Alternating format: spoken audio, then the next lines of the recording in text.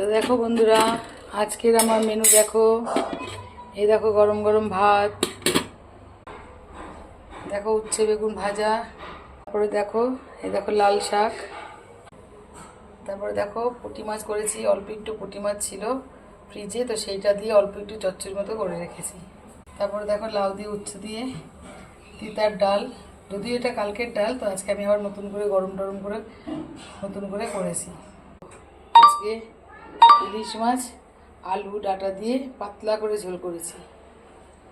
এটা আজকে আমাদের এই ঝোলটা আজকে আমি করেছি। তারপরে আমার দেখো আমার বড় ননদ দিয়েছে ডাঁটা আলু দিয়ে। কি মাছ এটা? বোয়াল মাছ। দেখ গরমে বোয়াল মাছ দিয়েছে, তা পাতলা করে ঝোলটা করেছে এই। আর দেখো এই হচ্ছে চাটনি। তো আজকের মতো এইটুকুই রেসিপি আমাদের, তোমাদের সাথে শেয়ার করলাম। বলো টাটা।